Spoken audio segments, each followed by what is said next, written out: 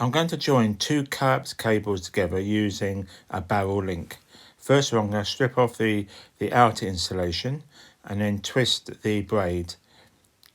When I've done that, I will twist it round and then I will then cut off the inner insulation to reveal the copper core.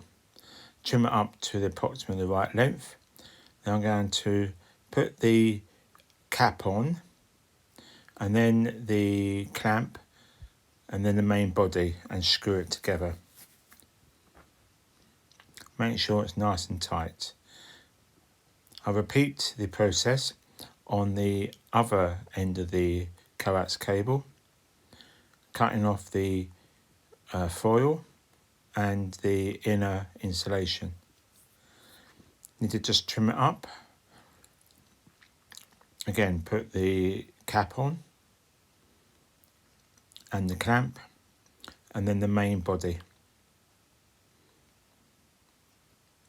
and do it up tight.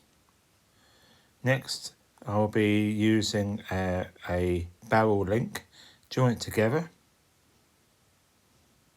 and there you have it. Thank you for watching, and if you got value from this video, then please like, share and subscribe.